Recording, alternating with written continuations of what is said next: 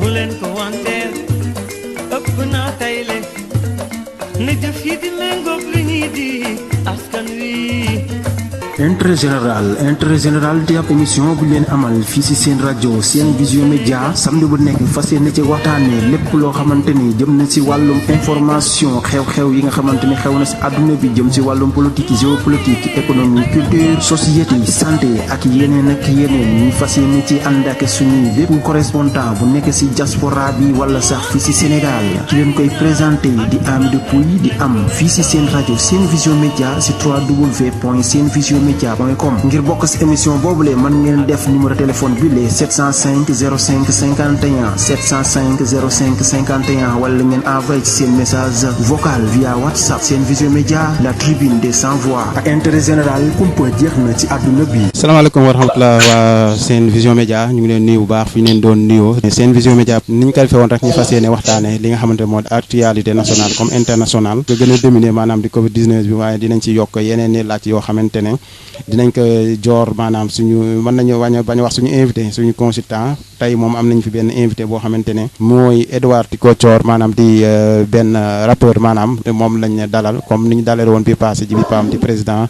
association des anciens pensionnaires de l'INEFJA noonu lañ ko dalewaate tey moom it mu fas yéene indi maanaam taxawaayu artistes yi maanaam si wàllum xeex Covid 19 bi parce que nemmeeku nañ ne artistes yi ñoom ci bàyyi seen waar nu mu waree lépp daal kon te dem si Cheikh Sadibou ñoo ngi lay nuyu. asalaamaaleykum Amidou maa ngi lay nuyu di nuyu mbokk auditeurs vision Sen Vision Média yëpp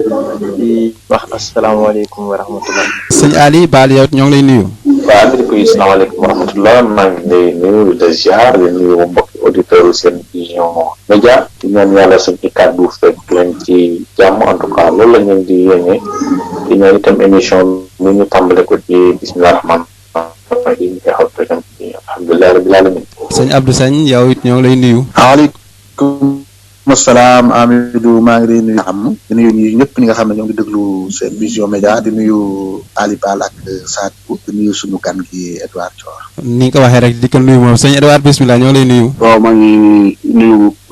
ñëpp ñu nekk ci plateau bi di la nuyu Amidou Sagne Cheikh ak Ali di leen ziar Sénégal di ziar Sen Vision Média di ziar àdduna wërgën këpp ndem li tax toog tey wax dëgg yàlla ci lu jëm ci lu ñeel àdduna la. di la jaajëf bu baax a baax si maanaam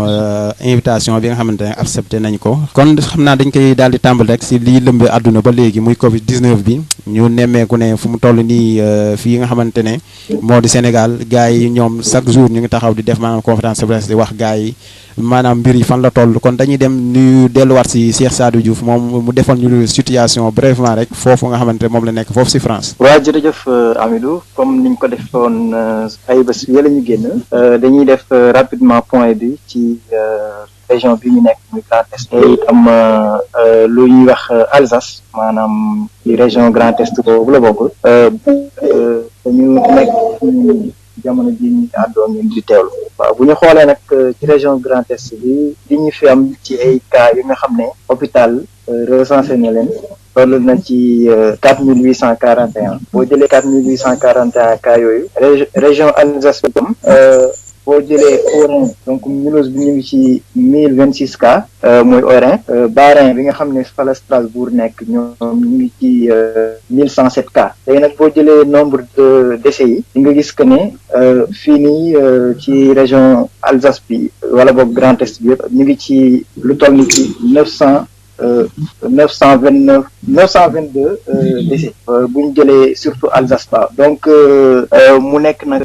loo xam ne xëy na évolution bi nañ dégg nombre de décès yi di yokk su fekkee ne ñaan yàlla gën a woyofal mbir mi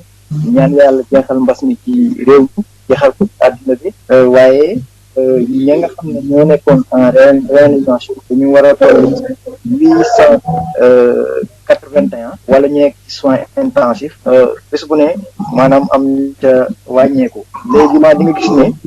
nombre de morts yi day yokk di yokk rek waaye bu ñu xoolee évolution bi fi mu ne nii ci cas d'admission yi wax dëgg yàlla mu ngi wàññeeku depuis quelques jours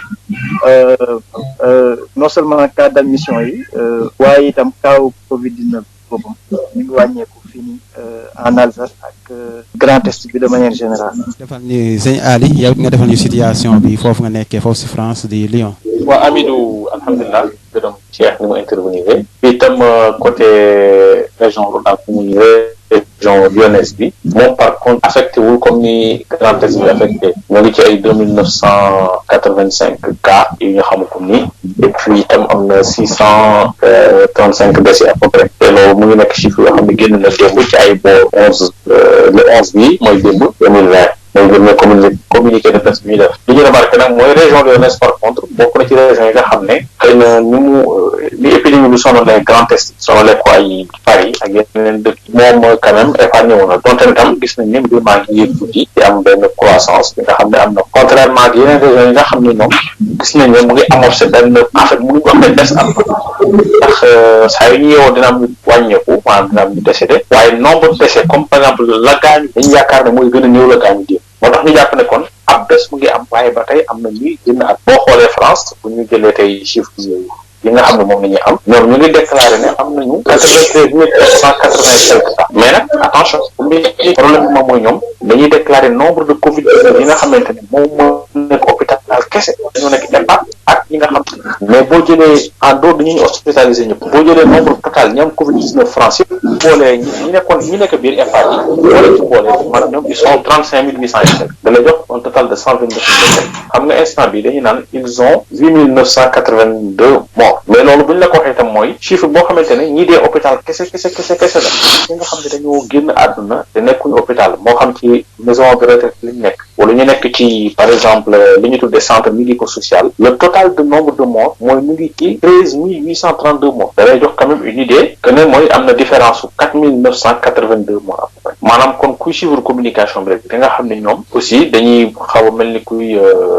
atténuer un peu la position de la France par rapport ak yeneen dëkk yi mais l'information qu'il faudrait retenir mooy ñoom français yi duñ ko wax mais ñiy suivre Covid-19 xam nañ ko la France occupe la 4e position au niveau mondial derrière les États-Unis derrière l'Italie et derrière l'Espagne loolu nag aussi il faut ñoom ñu wax ko duñ ko bëgg a wax parce que tout simplement dafay xaw a wàllum communication ne donc day mel ni wax day gàttal France mais ñoom saa yi ñuy communiquer dañuy joxe position wu yeneen dëkk yi ne Espagne mu ngi 3e position Italie mu ngi 2e mu ngi première mais duñu wax bu ko dee français nga 4e bu nekk ci français bi dañuy joxe chiffre nag loolu nag muy nekk ci wàllu communication boo xam ne aussi ci wàllu objectivité des informations dañ ko war a wax mu leer waa dëkk yëpp. sëñ Abdou ñu ngi lay nuyuwaat di la bàyyi rek nga defal ñu maanaam situation Sénégal actuellement nii fu mu toll. Sénégal moom yaakaar na le ministre Abdoulaye Diouf Sarr comme ni mu koy defee chaque jour rek bu 10 heures jot a communiqué mooy ci tënk le 2 mars ba ñuy amee suñuy premier cas ba tey ci 273 ñi nga xamante ne ay malade lañu ñu gis ci nag 152 yoo xam ne yàlla def na wër nañu mu am 123 yoo xam ne ñu ngi ci ñu dalu hôpital yi am 2 décès ak kenn koo xam ne dañ ko yóbbu réewam mais li nga actualité bi tam ci li ëpp mooy apparition bi ñu gis cas communautaire yi loolu moom bokk na ci li nga xam ne ni mooy baax ndax médecins yi fii yàgg ne bu 4 avril commencé ndax ba tëjee frontière ba léegi dañoo continuer nit ñi leen ci laaj leen sonal ñu nañ bàyyi ba tëjum frontière yi am 4 jours méngoo ak tombé ak 4 avril bala 5 jamono ji may wax ak yow gisatuñu cas importé mais moom moo jël benn kii bu fulgurante moom mooy cas kami ci waxin xamut ki ko am xamuñu fan la ko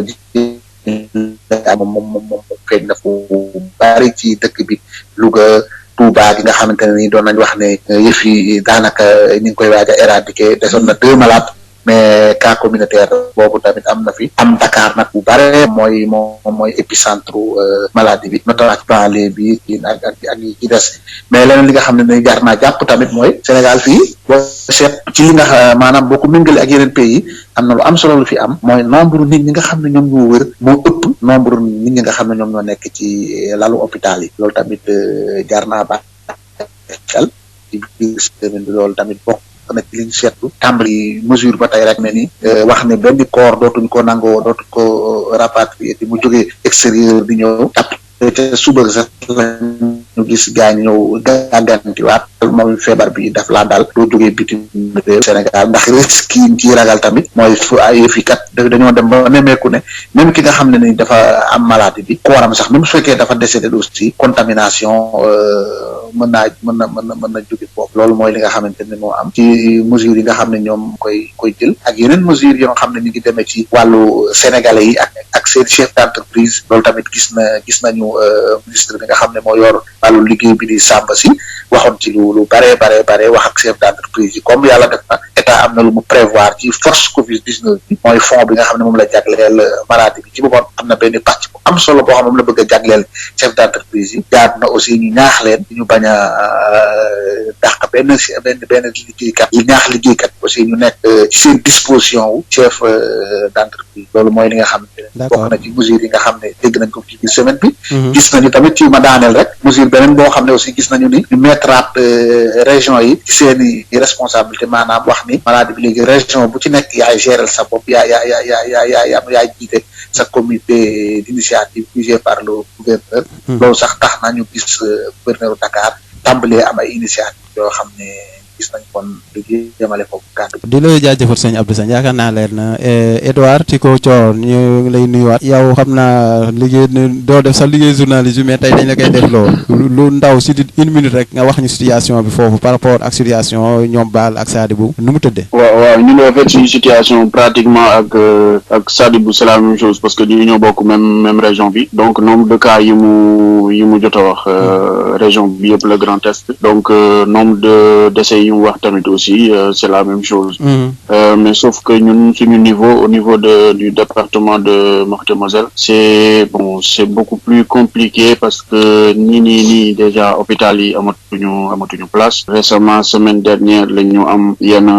malade yoo xamante ni dañ leen obligé transférer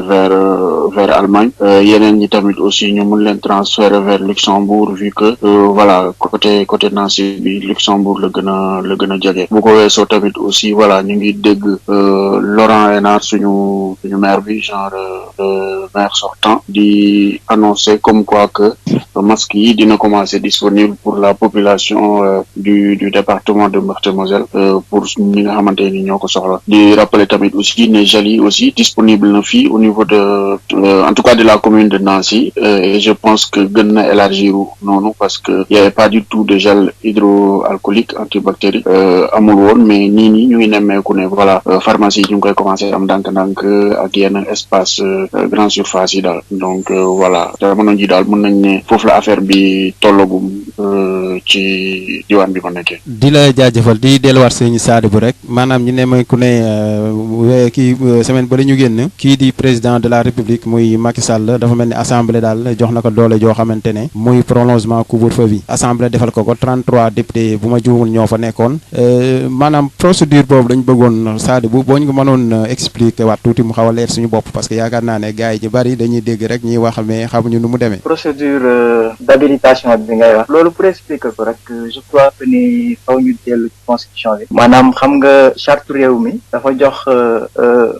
lii di député yi assemblée nationale pàcc woo xam ne dafa ne lii seen jagle la muy loi mu jox itam gouvernement bi président ak premier ministre am ak yooyu pàcc boo xam ne dafa leen ne lii seen jagle la muy règlement donc ku ci ne yor domaine de la loi kooku législateur bi moo ko moom domaine réglementaire kooku gouvernement bi moo ko moom maanaam exécutif bi léegi nag ginnaaw jox na ku nekk pàccam dafa ne ku nekk na yem ci pàccam maanaam exécutif bi yem ci pàccam bàyyil législateur ba la moom législateur bi itam bàyyil exécutif bi la nga xam ne moom la moom léegi nag gis nañ ko ci jamono yeneen ñu génn dafa am ay circonstances yoo xam ne bu yegsee maanaam dañuy woyo pour que légalité bi nañ ko doon déggee ñu def ci tuuti ndox maanaam julliye tuuti ba nga xam ne danañ teg ay mécanisme yoo xam ne état bi dina mën a continuer dina mën a doxal ni mu war a doxale te jafe-jafe du am loolu daf ci bokk ci li ñuy wax circonstance exceptionnelle wala régime d'exception mooy état de siège wala mu nekk état de siège bon mooy article 52 bu constitution bi wala mu nekk état d'urgence bi nga xam ne article 69 constitution bi moom moo koy wax waaw ci yooyu nag boo amee li waral coow li souvent danañ koy nemmeeku maanaam danañ toll ci jamono yoo xam ne président de la république dana soxla jël ay mesures pour politique bi mu teg ngir xeex lu mel ni Covid-19 bi nii mu mën ko jëmmal bu baax a baax léegi nag bu fekkee ne ku ne dafa war a respecter la nga xam ne moom la constitution bi jox ci ay matières day xaw a jafe moo tax constitution bi def benn aménagement boo xam ne dañ naan président de la république mën na jël ay mesures ci domaine bi nga xam ne normalement domaine assemblée nationale la domaine législateur bi la waaye nag boobu day fekk mu tegu ci ñaari conditions yooyu lan la danaan ci matières yii rek nga mun a jël décision yow président de la république wala ñu ne ko ñaar yëpp ñooy ànd nag donc mooy limite de compétence bi ñu ne ko yow ci mbir mii rek nga mun a intervenir boo xoolee ci loi bi dañ ne dafa war a intervenir ci matière économique sanitaire budgétaire ak sécuritaire ak yooyu ñu ne ko kon yow ci loolu nga mën a intervenir waaye it sa intervention boobu dafay am beneen limite muy limite temporelle bu fekkee ne da ngay intervenir mënoo ko def lu weesu nangam mi temps boo xoolee loi bi dañ ko permettre dañ ko habilité mu jël ay mesures yoo xam ne mu ngi bokk ci domaine législatif bi domaine législateur bi ci durée wu 3 mois donc fii ak 3 mois mën na jël ci domaine yooyu nga xam ne moom lañ ko habilité mu jël ko donc ñaari conditions yooyu mu ngi ci mesures yi muy jël nag moom la ñuy tuddee ordonnance yi nga xam ne moom la chef de l'État di jël ci matière yooyu waaye ñu ne itam ordonnance yooyu bu ko président de la république jëlee dana entrer en vigueur dès leur publication publier nañ ko rek mooy acte yamu prévoir yëpp règle yamu prévoir yëpp dañuy appliqué wu waaye loi constitutionnelle ba tey dafa ne bu fekkee ne maanaam déposé wuñ nag projet de ratification ordonnance yooyu ci bureau assemblée nationale ci durée bi nga xam ne loi d'habilitation fixé na ko parce que loi d'habilitation dafa war a fixé benn deadline benn date boo xam ne avant moo yegg si danañ déposé ci bureau assemblée nationale projet de loi de ratification boobu buñ ko déposé wul nag ordonnance yooyu day caduc maanaam dootul mën a produire benn effet caduc voilà donc loolu daal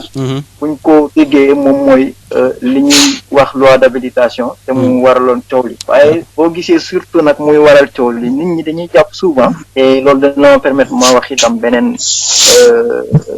leneen loo xam ne loi 77 bi wax na ko maanaam nit ñi dañuy jàpp souvent que ne bu amee loi d'habilitation exécutif bi mën na def lu ko neex mën na jël ay mesures yoo xam ne xëj na yaatu na yaagoo xam ne sax du cëram wala yi demee noonu wala ñuy jar njortu que ne ratification yi day mel ni lettre à la poste moo tax ñenn ñi naan du blanc-seing boo xam ne dañ ko jox président de la république ba nga xam ne lu ko neex mu décider yooyu daal souvent mooy nekk njàqare nit ñi koy ŋàññ waaye nag ñu wax ne rek assemblée nationale dëgg la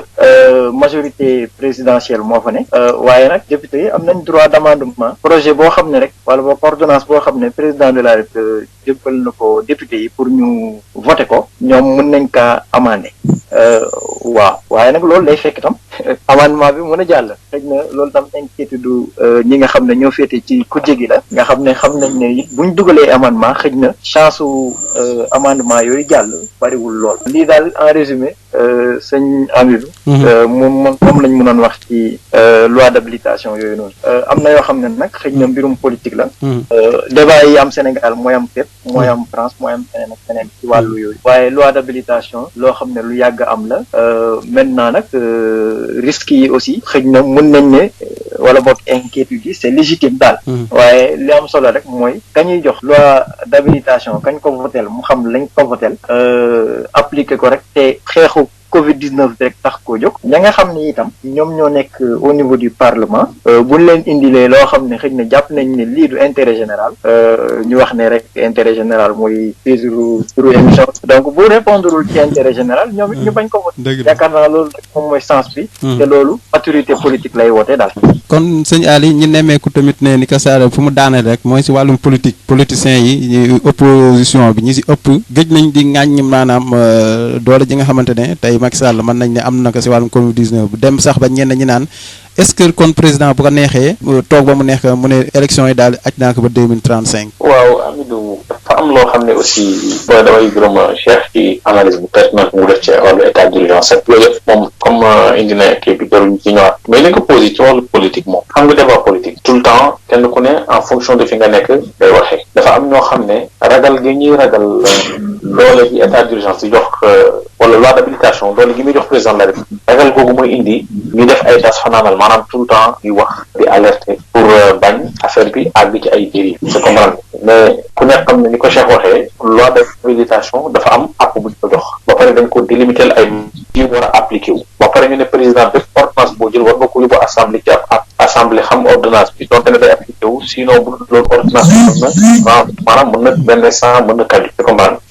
donc loolu nag ay gàllankoor yoo xamante ne législateur bi teg na ko pour que quand même ñu bañ a àgg ci dérive yooyu noonu ñuy wax noonu mais nit ñi di xalaat ay bu fekkente ne 2035 président yu bu élection yi non yaakaaruma nag ñu àgg ci dérive yu mel noonu ndax tam dama lay jox ay rek dafa am loo xam ne Afrique su yeboo ñu conscient ne yaakaar naa bu fi jeexagul it mu ngi waaj te j'en veux pour preuve deux exemples exemple bu njëkk bi may joxe mooy l'exemple de la Guinée-Bissau ku nekk xam na ne président bi fay jógee il a tout fait pour mais ba CEDEAO taxawee na ko ci élection yi demee na ni ko CEDEAO bëggee beneen président falu donte ne président boobu ñu ngi koy contesté en tout cas jusqu'à preuve du contraire falu na résultats yi génnee nañ ko te mu ngi contesté exemple bi mujjee de la Guinée Conakry ku nekk xam na ne Alpha Condé il s'est fait tailler une constitution boo xam ne de fait mën na ko permettre moom un troisième mandat nga comprendre mais observateurs yi waroon observer élection yi demuñu la francophonie d'accordul la CEDEAO d'accord malgré tout résisté na def na référendum moom moo indi ba yenn réaction yi askan bi war a am amatu ko FNDC ni ñu waroon manifester pour boycotter wala ba pour exiger loolu dañu am Covid-19 moom moo changé rapport de force yi mais li wér te wóoru mooy su données yi changé wul Alpha Condé il est condamné à avoir le soutien de la communauté internationale sinon nag am na loo xamante ne moom bu ko bëggee def itam du mu def et l'exemple de Ouattara qui benn instant jékki-jékki décidé ne moom nekkatul candidat mu ngi wane ne Afrique quand même jël la air boo xamante ni ku fi bëgg def yenn yi itam franchement xanaa da ngaa bëgg sonal sa bopp waaye nag l'opinion africaine ñu ngi préparé bu quand même ci ne un président bu fi defee benn àpp dafay def loolu la yaakaar naa message bu am solo la message bi dara décrypté la pour képp kuy dirigeant nga bàyyi ci xel bu baax a baax te it nga liggéeyal et puis tam aussi daf ñu woon ne yenn sujets yi jarul ko débattre bu dee ñoragul parce que de toute façon Covid-19 rek wane na ne nit booy wax lu am solo lépp nag am na solo waaye danañ gis ne vraiment luy laal nit ñi seen wér-gu-yaram di laal njàngam xale yi gis nga Covid-19 daa ñëw rek wér-gu-yaram bi am problème rek loolu franchement spéculation la nañ xam ne président bu ci bëgg a forcer yenn yi dem naa ne itam da nga bëgg a sax di dellu rek si sëñ Edouard Tigo nga xamante ne fu mu toll nii nemmeekuñ ne chanteurs yi maanaam waykat yi ñëpp daal jóg nañ taxaw temb ngir xeex maanaam li nga xamante ne mooy Covid-19 waaye jaar rek si seen i way nga xamante ne ñoom amuñu lu dul loolu noonu phénomène boobu lañ bëggoon Edouard nga dikk ci ak ñun. donc voilà man je dis que nguuru Sénégal ñu ngi soog a commencer di mesurer conséquences yi nga xamante ne ni Covid-19 bi mu ngi koy am parce que cas yi nga xamante ni ñoom ñu njëkk a ñëw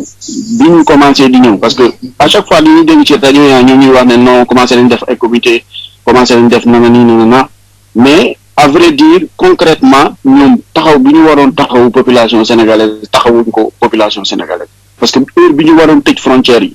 tëjuñu ko dañ ko yéex a tëj en plus tamit aussi vol yi doon continuer di jóge ci yeneen dëkk yi di ñëw donc cas communautaire yi nga xamante ni Abdou mu ngi koy Abdou Sagne mu ngi koy lélé mu ngi koy signaler sànq mais cas communautaire yooyu noonu ci ay cas importé la jaar donc du coup su fekkoon ne dès le début am nañ benn blocage bi par rapport ak suñu milieu yi nga xamante ni étranger yi mën nañ ko accéder ci biir Sénégal wala sénégalais yi ci boppam di fi agsi su boobaa amaana du ñu agsi fi nga xamante ne nii foofu en plus tamit aussi man je me dis que ñoom vraiment seen stratégie dañuy def di copier ci li nga xam ne moom moo am ci Europe bi te pour man sooy dem ba nekk nguur soo demee ba di jiite parfois di nga demee sa xelu bopp mais pas que ngay copier li nga xam ne moom moo am feneen ak feneen sooy copier da ngay copier ci ñi nga xam ne ñoom ñoo réussir ba jamono bi ñu toll moom mooy Chine parce que tey jii bi affaire bi duggee Sénégal gis nañ ne dem na Touba gis nañ ne ñëw na Dakar mais demul Fatick àggul Fatick àggul Kaolack àggul Tamba mais ñu tëj frontières régionales yi dañ leen tëj nit yi bañ fa am accès ku fay am accès ñu def benn service médical foofu noonu parce que loolu ça coûte rien à l'État en plus région yooyu dinañ mën a continuer di fonctionner comme ni ñu doon fonctionner auparavant parce que ñi leen war a indil ay services de livraison yi leen war a indil yenn ravitaillement yi ci n'importe quel domaine dinañ continuer ñëw mais sauf que ñooñu dañ leen di xel di contrôler bien avant ñu dugg ci région bi mais problème bi mooy ñoom dañoo ubbi frontière frontière régionale yi gars yi di continuer di dugg ku ci voyager bokk nga ay nit ay xolo mesures yi ñu jël su fekkee ne da nga jël Ndiaga Ndiaye au lieu que ngay def 5 places 4 places ngay jël xaw ma 3 places mais loolu dafa mat distance 1 mètre mais suñu demee ba toll fii nii ba Sénégalais yi di commencé tiit di commencé janaxe parce que lan affaire bi mu ngi bëgg a métti ci ñoom voilà man je me dis que ñoom ci boppam ñoom ñoo ko fi installé mais suñu teeloon def les barrières qu'il faut def ay barrières sanitaires yoo xam ne dina permettre à ce que barrière médicale boobu au moins yoo xam ne dina permettre ñu mën a alerter kuy dugg ci biir région Kaolack kuy génn ci région Kaolack ba nga xam ne foofu benn cas du fa am loolu moo doon gën en plus ñoom def nañ génnee nañ 1 milliard pour jéem a léeg pour ne dañuy secourir li nga xamante ni moom mooy tolof yu Covid-19 bi kii engendré mais quoi qu'on puisse dire tey jii su fekkoon ne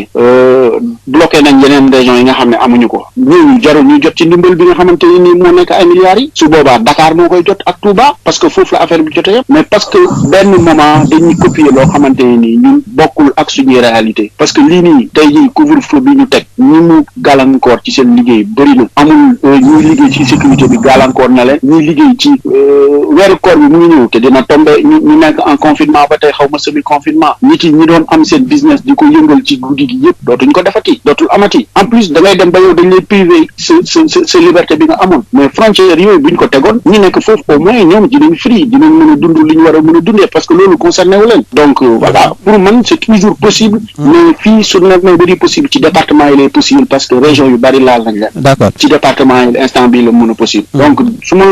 kiiwee comment dirais-je balaa ma lay kii rendre kii la parole si je puis le dire di ñëw tamit aussi ci li nga xamante ni moom mooy vigilance su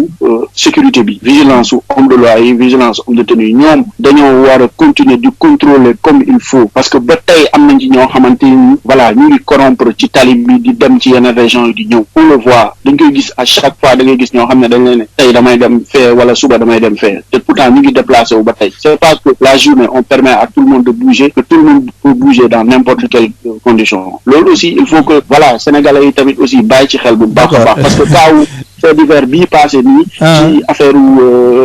Iba Thiam bi genre ñu ngi koy ñaanal yàlla xaale ko àjjana mais voilà ni mu demee gis nañ ko elle a été escortée selon PV bi nga xamante ni moom moo génne comment dirais-je brigade de recherche ba donc voilà après voilà su may tontu aussi si sa laaj mooy jégalu parce que voilà xaw na yaatu certes mais voilà comme ni mu la ko waxee rek dina am benn casquette boo xam ne il faut ma taxawee foofu noonu pour gars yi mën a continuer tamit yow boobu la fi invité bi nga bëgg lañ la invité waaw en tant que rapport révolutionnaire waaw donc voilà léegi nag li nga xamante ni aussi sama mbokk artistes yi ñu ngi koy def di génne ay son di sensibiliser et cetera c'est bien parce que voilà ci loolu la ñuy xaar bi mu amee ci yeneen tolof yu mës a am ci choléra et cetera ñoom ñëpp dañoo taxaw mais man pour man tamit aussi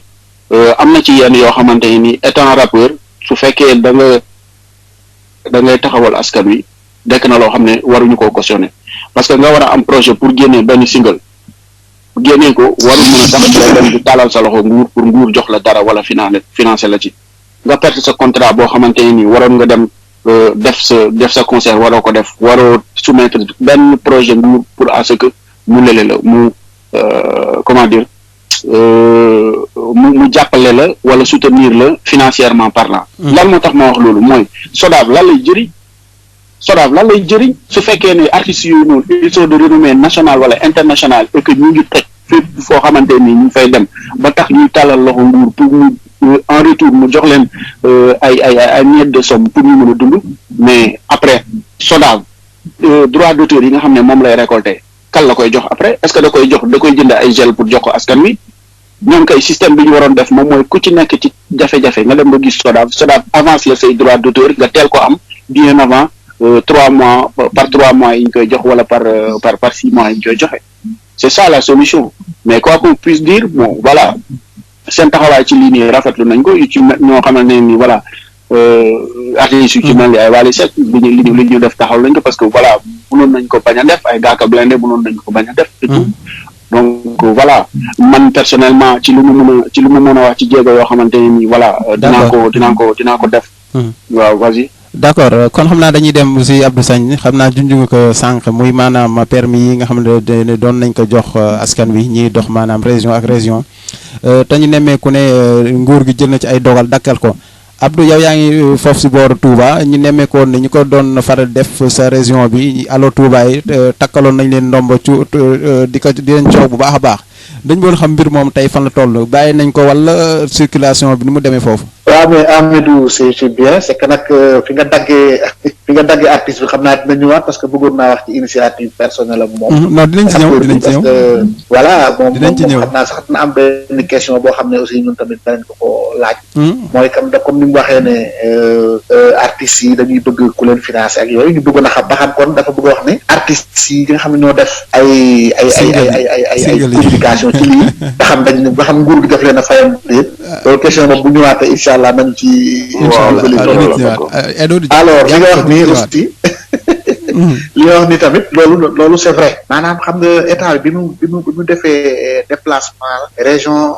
par région dootul mën a nekk daa joxe ay kayit yoo xam ne pour que il faut nga am autorisation sóoraale maladie sóoraale ku am soxla su jàmp soo xam ne maam naa nga mais dañoo gis nit ñi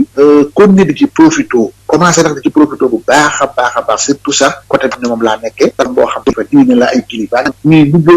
xeet yooyu pour di jël kayit yi ñooñu doon ko jël nag ñoo ko doon jaay ñu yor ay taxi ñu tuddeen ay allo Dakar allo Touba maanaam ñoo xam dañuy jóge Dakar jëm Touba yëpp ay clients di leen ko jaay bu ñu leen ko jaayee ñoom tamit ñuy déplacé wu di yóbbu clients yi parce que da nga gis benn taximan boo xam ne aller rek am na ci 50 000 retour mu am 50 000 bu ko defee day am 100 000 daal di jënd kii këyit boobu nga xam ne moom la kenn lijjanti woon ca kilifa yi nguur ga loolu nekkoon benn kii boo xam ne gars yi dañ ko corrigé parce que dafa commencé woon di yàq oto yooyu koy def ñoom garage moo leen engagé ñu maanaam ñoom nekk nañ en règle wala nekkuñu en règle. waaw allo Dakar moo xam nga mën xaw ma ba xam nekk nañ en règle wala nekkuñ en règle mais phénomène la boo xam ne moom bu am fii nii ci zone Bawol jëm Thiès wala Dakar wala Touba booy déplacé wu lu bari taxi yooyu la ñuy faral di jël ndax genre particulier lay nekk rek nga xam ne doo demante ay garage en tout cas fi nga nekk lañ lay fekk jëlee la fa yóbbu la fa nga jëm ak foo mën di jógee nag fa lañ lay fekk yóbbu la fa nga jëm kantaa nekk nañ en règle wala nekkul en règle moom loolu moom mën a toog ndax dafa nekk domaine transport mais gis nañ daal ne bi gouvernement bi xamee loolu gis nañu bit mu jël ay dispositions daal di wàccee beneen décision ci autorité centrale yi gouverneur yi préfet yi wax leen ni leen joxe kayit moom amatul sauf koo xam ne il est malade wala koo xam ne liggéey ko yëkkati wala koo xam ne dafay denc yóbbu ay genre néew wala yooyu te am na ci yoo xam ne ministère de l'intérieur moo koy joxe maanaam du préfet lay neex rek mu jékki-jékki joxe autorisation bu ko neex ndax mën naa am kon gars yi ñëw weñ loxo préfet yooyu noonu mais am na ci yoo xam nag ministère de l'intérieur nga koy dem lijjante ji xam nga loolu ñenn ñi nar njuuñ njaaj moom coono googu di leen ci fekk te itam ministère xam naa du joxe affaire bi d'accord ni mu ko xalaate loolu daal moo tax phénomène bi fi nekk ni am na benn accalmie quand même yoon doon nañ jël tamit yoon wi maanaam jël mbooy gi jël àll bi jël ay yeneen ñàll wi te yooyu tamit gis nañ ne gars yi ngi ci góorgóorlu baax déployé nañ ay moyens yu kii da ngay gis sax ay hélico di la romb fii tiim leen di xool ba xam am na ñu nekk ci àll bi ak yooyu noonu muy loo xam tamit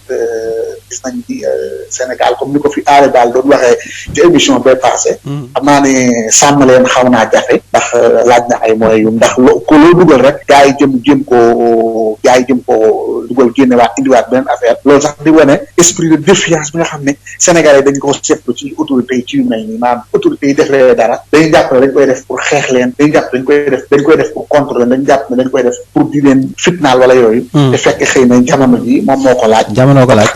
nga gis waaw jamono ko laaj looloo waral ngay gis parfois ay jeunes di taxaw di défier policiers yeeg ñii di taxaw di jaar ci ñàll weeg ñii di jël ay allo Dakar ak yooyu yëpp mënoon na cee ñàkk. kon xam naa dañuy seetuwaat suñu mbokk Cheikh Sadibou France ñu nemmeeku kii di président Macron demoon na seeti Didier Raoult te Didier Raoult xamoon nañu début bi ñoom ñu bari doon nañ contesté maanaam muy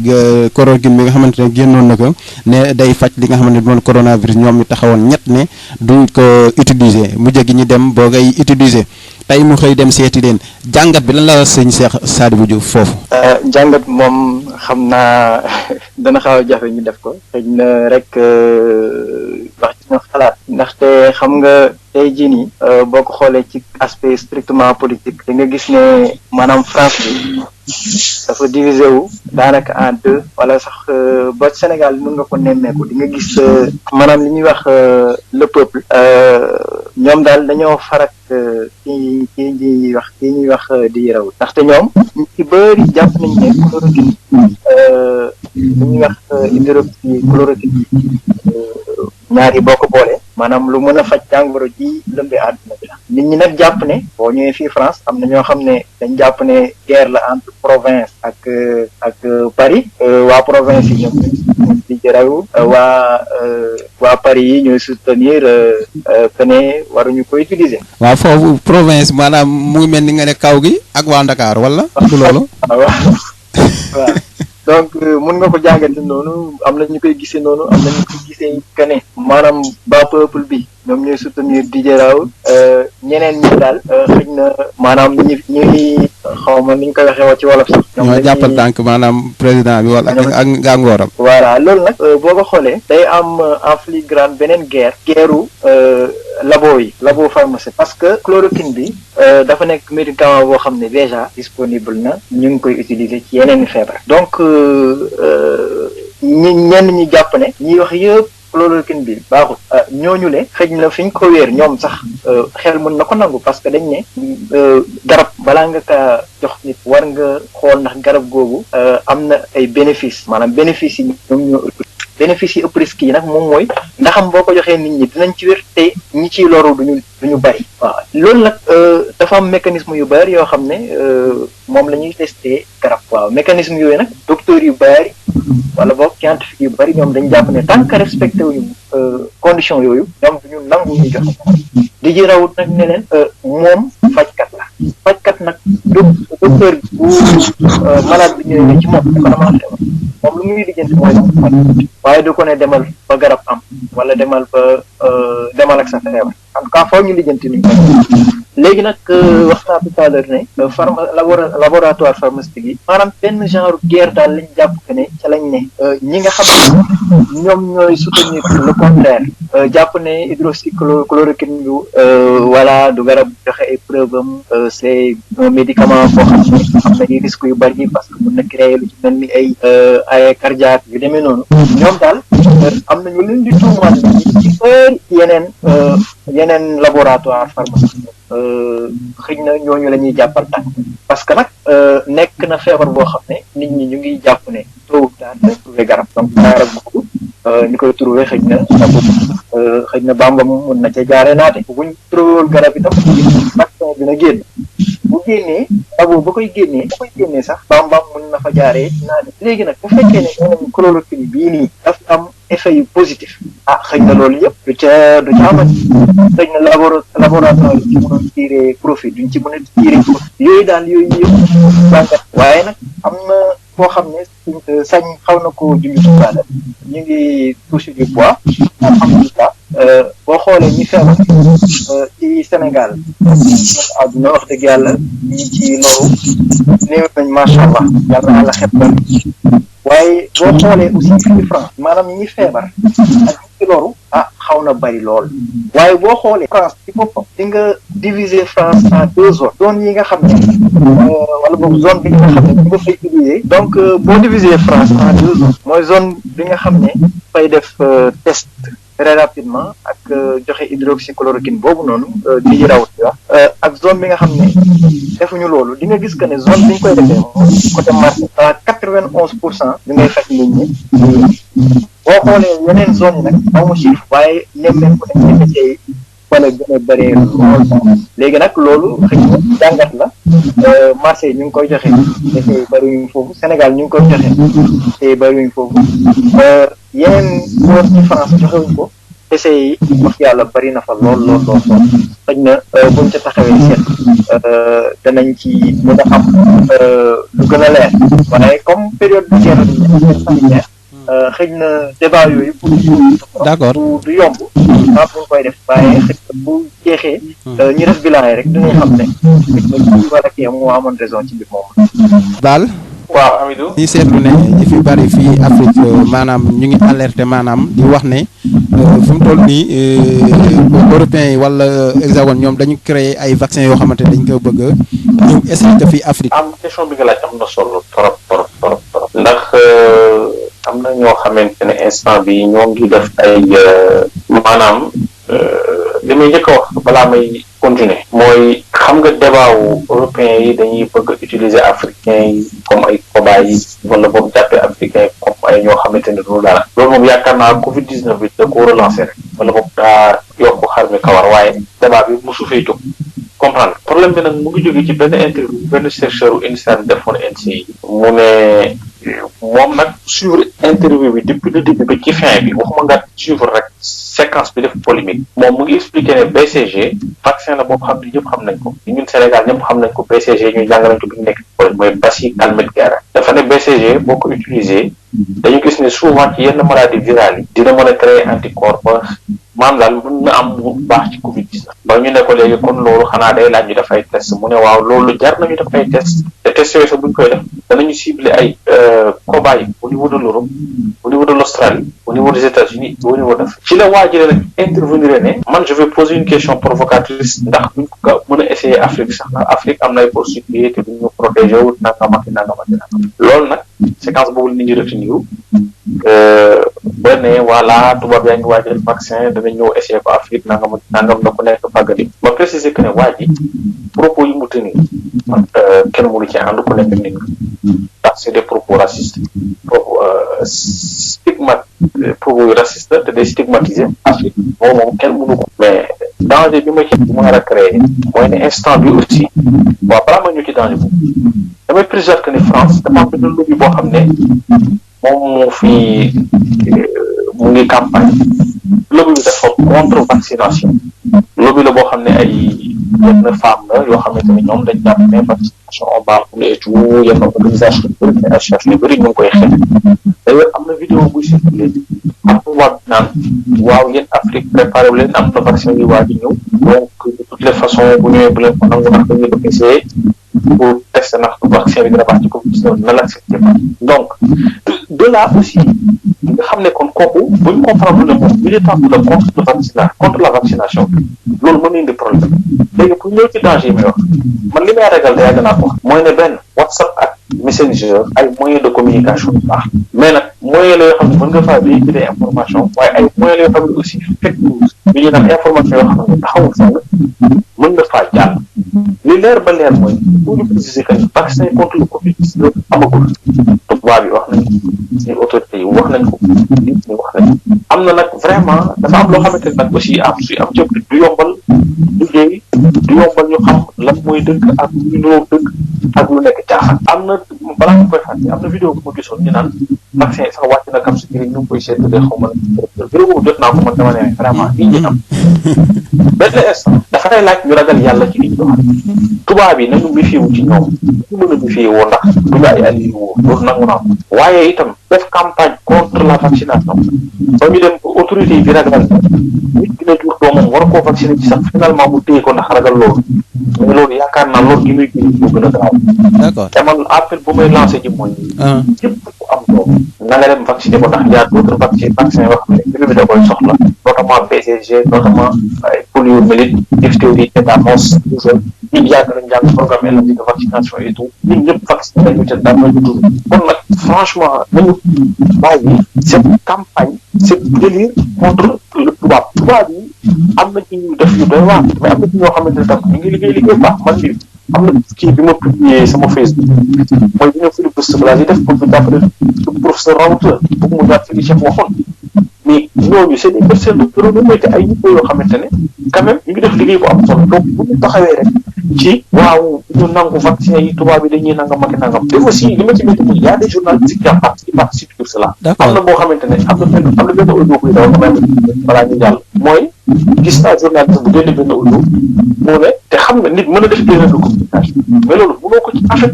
mënoo jël analyse boobu nga teg ko parce que gis naa ci ay vidéo yu ciy daw ñu ne aéroport Dakar vaccin yaa ngi fay wax. si wax nañ ko loolu am na journaliste waaw taxaw di défendre. fu def benn audio bu ne. bi ñu interviewé. mais daal foofu moom dafa sukkandiku si benn discours boo xamante ne am na ñoo xamante ne yaakaar naa si aéroport bay liggéey moo ko defoon du wax maanaam ñi nga xamante ñoo fay wàcc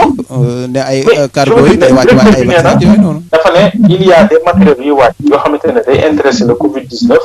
ay vaccin ay vaccin comme les vaccins moom ci comme boobu la taxawee ne kon est-ce que vaccin yi wàcc waaw je veux dire entre les deux discours ban ngay bëgg a dégg maanaam doo xam parce que bu fekkente ne waa ji tam wax na loolu mais autorités yi nee nañ ne vaccin amul mais est-ce qu'il faut créer cette panique générale ba nit ñi dootul ñëwee ci vacciner seen bopp man loolu laay wax maanaam il faut ñu comme ni ñuy waxee ci technologie dafa am loo xam ne bénéfice risque ak information tam da koy analyser ngir bëgg xeex tubaab bi ndax dafay jar ñu créer cette panique là contre les vaccins waa ji il faut mal s'exprimer tout simplement parce que man li ma njëkkoon dégg mooy dafa ne rek yeneen matériel yi ñu wàcc comme ay masques ak ay vaccins mais ak ay vaccins mën na nekk vaccin pour d'autres maladies sachant que Sénégal on ne produit pas de vaccin donc aussi xam naa dina ci ñëwaat voilà loolu laa la bu wax ak bàyyi ci xel et puis bañ a créer panique bi te dalal xel nit ñi vaccin pour le Covid existe wul pour l'instant ay études moo am donc vraiment Sénégal moom mënuñu faa yu nekk ndax loo xam ne OMS validé ko mënagul def na ci nit ñi dalal seen baax a baax. Edouard waaw Abdou Sagne posé woon na la sànq benn question di la wax maanaam di laaj maanaam si nga yi gars yi di génn yëpp maanaam pour alerter si coronavirus bi artistes yeeg yooyu noonu ñoom dañ leen siy fay wala ñoom dañ ko dañ génn seen kafaka daal ngir amal li ni mel. dinaa tontu mais dama bëgg a intervenir fii Baal waxee nii ci côté kii bi. non da nga may wutale am te instant bi moom damay profité. bu ma xamoon émission spéciale bi day wutal. mooy loolu non mais c'est-à-dire gis nga sëñ Baal li nga ci wax am na solo loolu moom kenn du ko ndiyee waaye tamit aussi ni mu amee ñi nga xamante ni ñooñu ils sont là contre vaccination yi ñoonu la amee ñoo xam ne ils sont là contre comment dirais-je la boom démographique bi nga xamante ni moom moo nekk di am parce que rapprochement boobu la nit yi def pour mun a commencer di inquiéter wu par rapport ak vaccin yi indi et tout pour man dëkk bu nekk dafa am ay kiiwam comment dirais-je ña fa nekk seeni gène bokkul ak ña nekk ci beneen dëkk parce que li nga xamante ni mooy vaccin yi liñ ko bëgg a defee Afrique mooy dëkk bu nekk dafa war a am normalement tant de vaccins yoo xam ne ñoo fay dugg Sénégal comme Congo wala comme keneen mais kii dund ci climat Sénégal bokkul ak kuy dund ci climat biir Congo parce que foofu amaana foofu moo gën a bëri pluie moo gën a bëri nangam tey jii nii ñun suñu vaccin yi pratiquement dañu koy forcer suñu doom yi dañu koy forcer lii ak lii c'est obligatoire dëgg la c'est obligatoire y a pas de souci ci yenn yi mais am na ci yenn maladie yoo xamante ni si j'en crois au propos de Didier Raoult am na ci yenn vaccin yoo xamante ni ça doit plus exister lan moo tax waratul exister parce que ça n'a plus d'effet en fait wala maladie yi ñuy gën a faj yooyu noonu exister tout parce que c'est très rare loolu noonu pour man c'est très important à souligner mais fi mu lay rejoindre moom mooy ne bu ñu fiyewu ci yenn polémique yi ça je suis d'accord faire confiance tamit aussi aux dirigeants il faut faire confiance à la science bi nga xam ne voilà suñu médecins yi tamit aussi wóolu nañ leen ci loolu pour man kàddu yooyu suñu médecins yi ñoom ci boppam ñoom ñoo ñu ci mën a édifier ñoo ci mën a wax ne vaccin yi ak yi bu fi duggee baax na wala bu fi duggul baax na parce que dina créer benn psychose boo xam ne ci population bi ñëpp dañuy réer kenn ku nekk da ngay ne non man duñ ma vacciner parce que lu mu dégg ci vaccin yi nana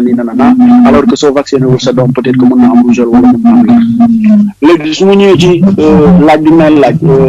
comment dire sëñ Abdou li ma lay tontu mooy gis nga musique réalisation boo ci mën a def projet la te ñoom li ñu def nii projet musical te projet musical mënoo ko def ci zéro loolu mënul nekk même ñi intervenir bu ñu leen fayal ki porté projet bi ci boppam fay nañ ko c'est-à-dire xaalis moom ala kuli al génn na ci projet campagne bi nii loolu c'est clair mais fi mu bëgg a ñëw ci campagne bi mooy on a vu récemment ay rappeurs jógee palais di dugg di génn comme si affaire bi ñoom dañ ci war a jouer rôle bu extraordinaire si dañ ci jouer rôle mais weesuwul sensibiliser kese la ci mën a def te wuy la ñu mën a sensibiliser ak débat yi ci télé yi à part loolu amul leneen. léegi ñoom lan lañ fay def dañu war a wee. est-ce que du rappeur yooyu am na ñoo waa Y'en a marre ñoom du seetoon na ñoom maanaam dañoo contre nguur gi maanaam dañ doon dénoncer jubóo ñoon ak nguur gi daal bon ñi xëy tey ñi nga xamante ne mooy waa ministère de la santé valider maanaam seen morceau boobu nga xamante ne moom la ñu def ci sensibilisation coronavirus bi. est-ce que du yow ñoo nga bëgg a waxal wala. non man membre Y'en a marre yooyu je sais pas s'ils ont été là-bas pour Y'en a marre mais membre Y'en a marre yooyu noonu ñoom comment dire ñoom Simon ñoom Fou Malade et cetera man je parle directement ak ñoom parce que ñoom lañ gis ñoom ñu jógee palais ñoom lañ gis ñoom ñu nekk palais du place rappeur ci jamono bi ñu toll du place musicien ci jamono bi ñu toll ça ministère nga war a dem wala ministère de la culture su fekkee da lay financer mu financer la à travers SODAV nga génnee produit bi ngay produit nga jox ko Sénégalais. mais Elou est-ce que tamit du comme nu mu dalalee maanaam le citoyen lambda wala ñi nga xamante ne opposition bi noonu la ñu war a dalal ñoom tamit si réew mi la ñu bokk donte bokkuñu gis-gis ak ñi nga xamante ne ñoo waa nguur gi. waaw léegi lan moo tax dalalu personne handicapée yi. loolu day doon nañ ko laaj bi base. waaw kon jeex na kon kay nga xam ne am na loo xamante ni saa yi waxuñu ko ñooñu parce que ils ont une grande gueule looloo tax ñu leen di woo palais wala moo tax ñuy précipité wu di def palais pour le dire nañ ko wax mu leer waaw. d'accord fii nii comment dire li nga xamante ni ñi nga xam ne war nañ leen mën a woo palais wax ak ñoom parce que lan bokkuñu benn parti wala nekkul sous tutelle benn ministère peut-être que ñooñu waaw mën nañ leen woo opposant bu nekkul ci tutelle benn ministère donc mën nañ ko woo mais keneen kuñ fa woo tamit aussi genre ku weesu ñoo xamante ne ni ils sont vulnérables ils sont beaucoup plus touchés non je suis dommage mais voilà gaspillage la ak comment dire. Mumbaay daal maanaam dem foofu Mumbaay c'est ça. ñu dem seeti Abdou sëñ Abdou. am na lu mu bëggoon a yokk ci li ma Abdou Sani wax sànq parce que fi ma daggee ci samay initiative y a pas de souci waaw li may wax rek moom mooy ñun jamono ji dafa am foo xamante ni ñun foofu la ñu xamee ci benn catégorie sociale boo xam ne moom la ñu xamee mooy les personnes les plus vulnérables à savoir les personnes vivant avec un handicap te ñun suñu intervention foofu lay jëm nous sommes en train de voir avec Blind Community Foundation la BCF comment aider des familles yoo xamante ni nekk nañ ci circonstances difficiles par rapport ak Covid-19 bii nii à savoir au moins 5 familles Dakar au moins 5 familles Thiès ci ñoo xam ne c'est des personnes handicapées ñu xool lan lañ leen mën a jàppale parce que man su ma demee ba di parce que defuma son parce que mënumaa dem studio te su ma demoon bu di mën a dem studio du ma dem studio parce que 100 euros wala 150 euros yu mu ci war a def man yaakaar naa ma jënd ko ay saako ceeb wala ma jënd ko leneen jox ko 10 familles yooyu noonu moo ma gënal ko may dem di def sensibilisation alors que ça a été déjà fait au niveau de la population. d'accord kon yaakaar naa wax ji leer na sëñ Abdou. waaw mi du xanaa di ko remercier rek ci loolu ndax nit ku nekk moom. ci li ngay yëngatu karang-karang yi. ñaan yàlla mu yokk rek. rek 5 famille Dakar mooy capitale bi 5 famille Thiès ndax Thiès fa nga jàngee. waaye itam 5 famille feneen. 5 famille si àll bi. waaw du ñàkk ñoom Cheikh Sadibou jàpp ci ba bu mën a def yeneen famille Diourbel ak Casamance rek peut-être. d'accord xam naa kon ñoom Sadibou dégg nañ la kon Abdou. fi ma ko bëgg a ñëwal tuuti rek. moom mooy quand même yaakaar naa ne lépp fii. naqarlu woon nañu dem ak dikk bi am palais kenn tam parce que xam nga bu ñu doon wax xam naa ne danañ ko fi waxaat sax. bu lii jeexee danañ waxtaan ci Covid-19 bi yi ci am ay fake news ak ay dégg yoo xam ne dara jaru ko woon xam nga ñun ñëpp ñaawlu nañ. dem wër-wërloo gi amoon pale kii di dugg kii di génn te defuñu fa dara ñaawlu nañu itam ñàkk invité les personnes handicapées naa loolu bokkoon na ci débat bi nga xam moom la ñu génn bi passé mais il faut nag ñu signaler que ni bu fekkee ay Simon dañ faa dem wala ay Fou Malade bon man dama yaakaar ni ci contexte Y'en a marre lañ fa demee ndax xam nga président Macky Sall daf doon jéem a def unanimité comme am na ay nitam yoo xam ne yaa leen am au niveau de Benno Bokk Yaakaar waaw noonu mu am ay ñoo xam ne ay opposants lañu ñoom ñëpp ñu wuyu si ko foo mu laal ci société civile ci biir société civile bi dafa am ay couches yoo xam dañoo importante loolu dañoo am solo lool ci biir société civile xam nga bii mënoo wax société civile mënoo wax riposte mënoo wax ay mouvement yi nga xam ne dañuy wàcc ci mbedd mi génn yaanaamaar booy woote faaw nga woo leen ñoom itam ñu wane seen initiative ci yëf yi man dama yaakaar ne xanaa foofu lañ leen wooye mais pour loolu moom Edouard day am raison kon wax nag mën nañu ko en tant que yaanaamaar ñu dem profito def leneen parce que man doon naa ko ironiser sax di ko wax feneen naan boo demee gars yi ñuy woo ñëpp waxuñu fa dara ku nekk say terrain ngay lijjanti sa terrain ya nga am Bambilor ak sa yee ya nga am fii dañ leen di woo noonu ñu dem. est-ce que jamono yi tal nañ ko. voilà ba gars yi bu ñu demee ci Macky Sall mën nañ fa wax leneen bu ñu demee ci président. mën nañ fa toog ba dugg na mais bu ñu fa ne dégg fa seen i côté bopp ñun xam nañ Sénégal. yooyu ñu ñëw si déclaration maanaam xalifa général des Mourides tey noo ko jàngate yow nga xamante ne yow donte foofu nga bokk waaye yow yaa ngi si biir région bi di dundal li nga xamante ne ñoom moom la ñuy dunda tey. waaw xalifa général des Mourides tey def na déclaration comme ni ko waxee déclaration bi nag xanaa def compte rendu bi rek mooy li nga xam ne liñ ci mën a jàpp daal mooy ñaax na nit ñi ñu gën a jàpp ci seen boroom gën a dellu ci yàlla xam yàlla moo ko fi wàccee gën a farlu ci jaamu yàlla gi bu fekkente ne nga war li war loolu lépp sëriñ bi ñaan na ko te incha allahu rabbi baax maanaam ñaax nit ñi daal ci ñu xam ni yàlla moo wàccee yëf yi te bu nammee mu jeex rek incha allah mu ngi jeex dina jeex wax ne moom itam mi ngi ci ñaan bu baax a baax en tant que chef religieux li mu ci man wax ne mi ngi bàyyi xel aussi waa bitim réew ñi féete bitim réew ñu wan leen ne ñi nga xam ne ñoo nekk ci réew mi di Sénégal ak ñi nekk bitim réew ñoom ñëpp laa yemale daal di insister nag bu baax ci solidarité maanaam kenn ku nekk loo mën nga jàppale ko sa morom ci li nga xamante ne nii moom mooy jàppalante bi ak yooyu wax ne moom mu defoon sax yàlla mën naa def mu yokkaat ko waxul nag nan la koy yokke ndax li mu defoon mooy 200 millions loolu daal ci tënk mooy li nga xamante ni moom moo am déclaration bi def ndax am nga contexte bi fii am à Touba maa ngi koy wax sànq mooy xamoon nañ ni maladie bi duggoon na fi bu baax a baax yàlla def ñuy récupérer ay malade di récupérer ay malade ba mu des 2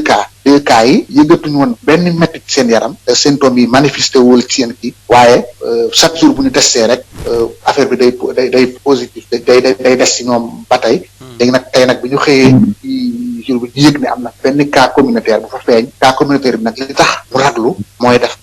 nekk benn commerçant liggéeyee fa nga xam ne moom la ñuy wax marché Ocass te ko xam Touba miin zone yooyu marché Ocass dafa nekk zone boo xam ne dañ koo fréquenté bu baax a baax daa bokk ci zone yi ñu gën a fréquenté à Touba kon bu benn cas jógee foofu benn waaye la yoo xam ne monogame la am 15 personnes ci biir këram ak tamit nekk commerçant ci biir marché Ocass loolu mën na indi benn menace maga à Touba ndax gisoon nañ ni autorités yi commencé woon nañ di wàññi personnel ba fa nekk di alléger yëf yi pour jàpp ne yëf yi xëy na dana fa jóge tey ñu xëy plongé ñu ci mbir moomu kon ñu wax rek ne affaire bi moom mënoo wax benn yoon ni jeex na xeex moytu rek kon xam naa ñuy delluwaat Sadibou seen ministre mooy maanaam Amadou Ba moom génnoon na wax li nga xamante ne moom la nguur gi fas yéene taxaw ngir jàppale que ñi nga xamante ne ñoo ñi nekk bitim réew est-ce que yow jàpp nga ne mbir moomu 12 milliards 500 yooyu ñuy wax moom dina daje wala. balaa boobu bëgg naa tuuti rek très rapidement. bismillah. vaccin yi donc sëñ Ba li mu wax yeneen vaccin yëpp man ànd naa ci bu baax a baax maanaam vaccin yeneen yi daal ñu xam ne war a vacciné wu rek na dem vacciné wu fa mu war a vacciné wu muy ci hôpitaux yeeg dispensaires yi loolu am na solo di wax itam par rapport ak polémique boobu xam nga vaccin moom buy am waaw ñu testé test yi nag danañ ko defee Europe danañ ko defee feneen ak feneen danañ ko defee it Afrique waaye souvent dañu ko def Europe maanaam consentement la waaye ndax légende la wala déet test yi ñuy defee am généralement nit ñi di soutenir souvent mooy que ni dañ koy essayer ci africains yi te ñu xam risque ya ca ne yooyu donc loolu moo tax bu polémique amee yu mel nii laaj na itam nit ñi ndànk laaj na itam autorité yi double de vigilance parce que quand même sëñ Bal moo ñu ko gën a xam autorité yi dañ wax parce que noonu segam waa France koy def waxuma la ak ñeneen suñu waa réew yooyu jóguñu donc des fois ñu wax lii amul alors que loolu biir na leen ne wóor na leen xam nañ xel leen loolu am na waaw donc kon en tout cas attirer attention autorité yi ñu def nag ci mbir yooyu ñu attirer itam attention population bi bu vaccin ñëwee moo xam bu mu mënti doon nañ ko vacciné wu fañ ko war a parce que Edouard wax na ko tout à l'heure on fait confiance au personnel sanitaire bi nga xam ne wax dëgg yàlla seen compétence ci anam yu bëree bëri ñu ngi koy wane nañ ko ci Ebola ñu ngi koy wane fii nii yàlla nañu yàlla doole jàppale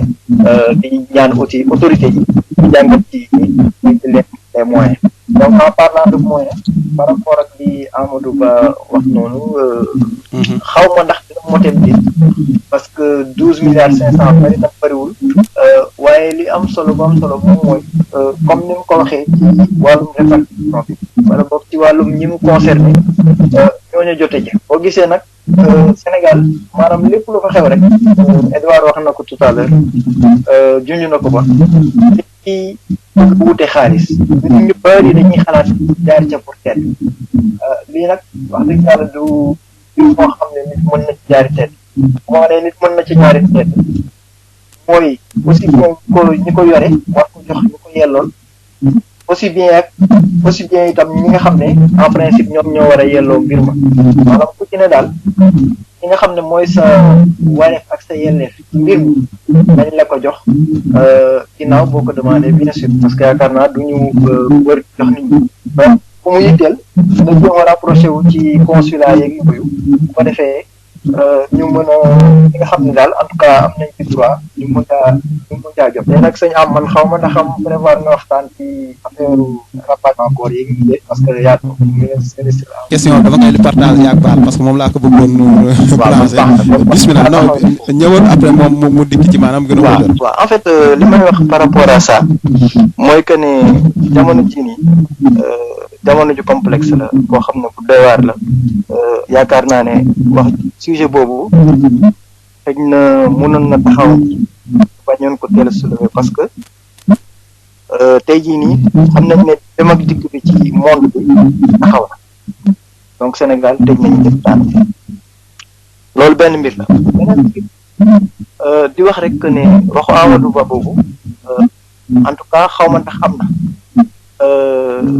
maanaam fu mu sukkandiku ci wàllu science pour wax ko bu amee joxuñu ko donc amul benn raison scientifique boo xam ne moom Amadou Ba indi na ko pour wax que ne ñi nga xam ne ñoo gaañu ci Covid-19 te nekk étranger duñ leen indi Sénégal loolu benn mbir la di wax itam ñu nekk ci France ministre de l'Intérieur dafa jébbal service préfecture yi benn note boo xam ne ñu ko tuddee fiche actualité relative à l'épidémie du Covid-19 dans le domaine funéraire loolu lañ tuddee fiche lu mu ciy wax dafay wax service de préfecture moo ngi leen jamono ji ñu toll ni amul benn raison scientifique bu war a mën a tax ñi nga xam ne ñoom ñëw génn àdduna ci Covid-19 traité leen neneen su bokkul ak ni ñuy traité yeneen waaye wàññeeku loolu mu nekk lu am solo mu ne leen nag conformément au code général à l'article 2213-22 du code général des collectivités territoriales bu France mu ne leen na ngeen fexe ba dès lors que ki nga xam ne moo génn àdduna dugal nañ ko dama koy traduire ci wolof dugal nañ ko ci structure boo xam ne c'est hermétiquement fermé de manière à prévenir toute contagiosité loolu nañu mën a délivrer fexe ba délivrer laissez-passer mortuaire maanaam pour que ñi nga xam ne ñoom ñoo génn àdduna di nekk à l'étranger ñu mën leen a yóbbu ci seen kër yóbbu donc dès l'instant que service fermé nañ ko hermétiquement ba nga xam ne du facilité contagion yi mën nañoo délivrer laissez-passer yooyu noonu yóbbu ñi nga xam ne ñoo génn àdduna ci Covid-19 boobu te nit ñi nga xam ne ñooy ci biir moom xam nañ ne généralement corps yi dañ leen def ci ñetti kees yi bokkul waaw donc je crois que loolu aussi am na solo ñu fàttali ko beneen mbir bi may fàttali te sous forme de question la mooy ñi nga xam ne ñoo génn àdduna ci Covid-19 nekk Sénégal ñoom ñu leen di def duñ leen dañ leen di suul waa léegi ñooñu ñuy suul au niveau du Sénégal xam nga dañuy jël toutes les précautions ba nga xam ne contagion bi du mën a am wala dina wàññeeku pour ñu suul leen léegi lu tax ñi nga xam ne ñoo génn àdduna nekk à l'étranger duñ doon mën a def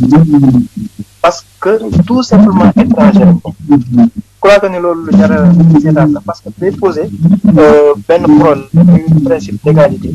entre les citoyens yi nekk à l'étranger ñu ne leen foofu ngeen di des loolu yaakaar naa du respecté ñi nga xam ne ñoo génn àdduna du respecté itam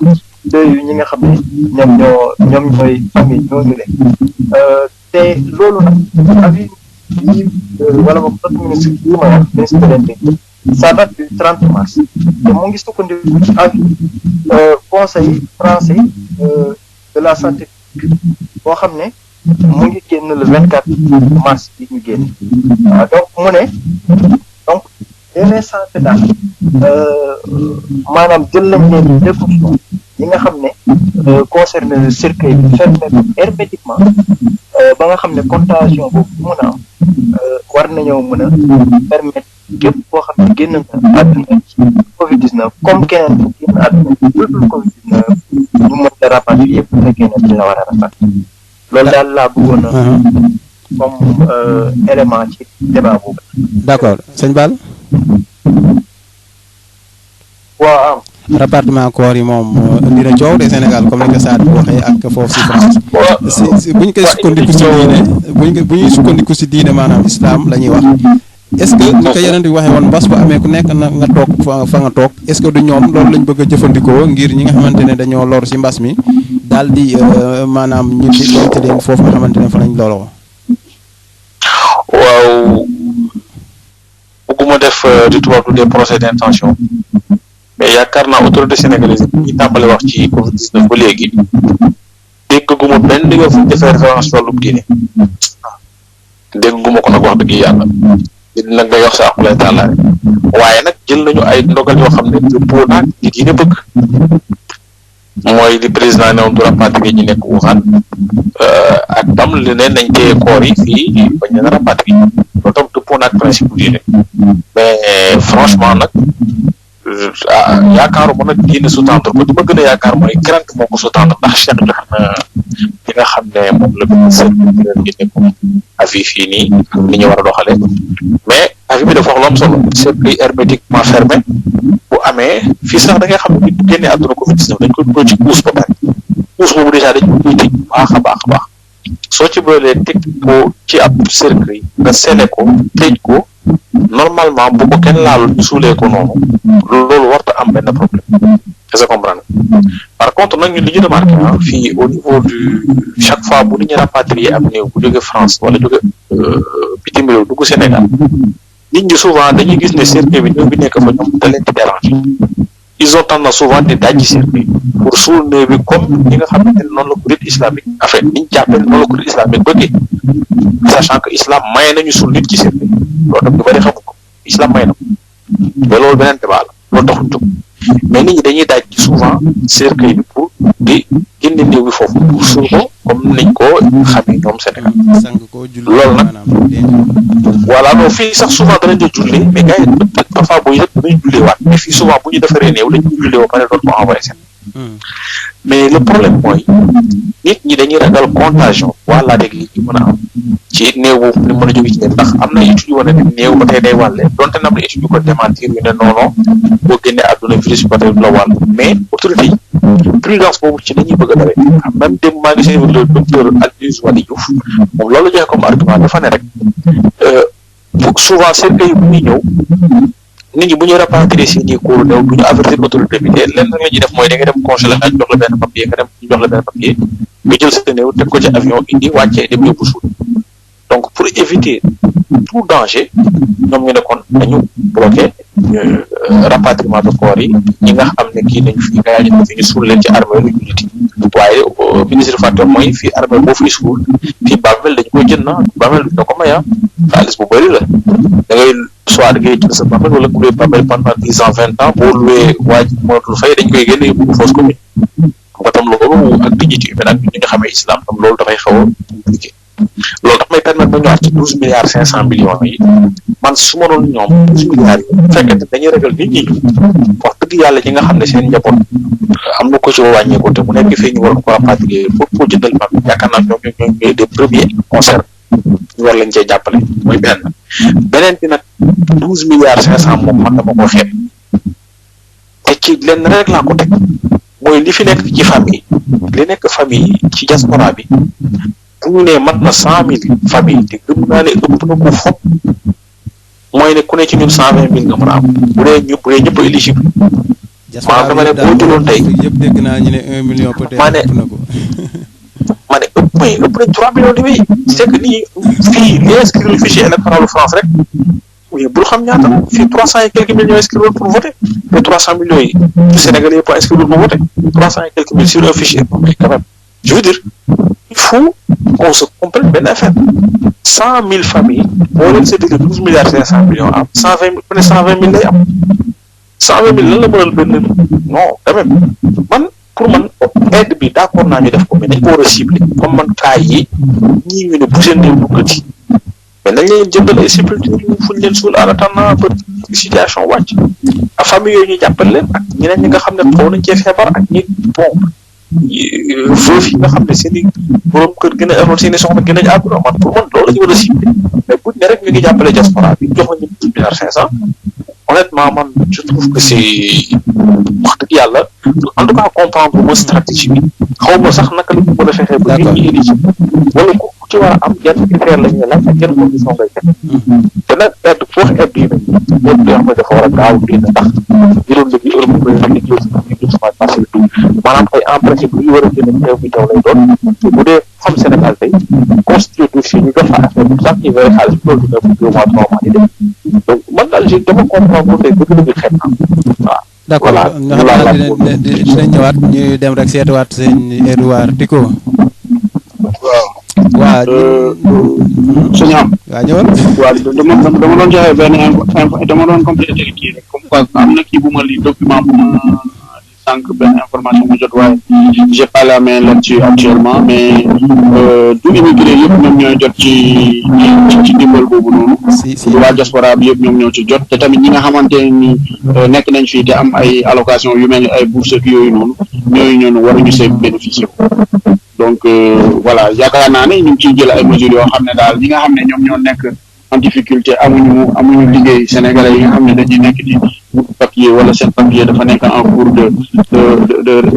réglementation par exemple ñooñu noonu ñoom ñoo ciy bénéficier ak ñu nekk ci foyer ak yooyu bon loolu la ñuy wax waaye ndax noonu lay demee sur le terrain loolu moom voilà.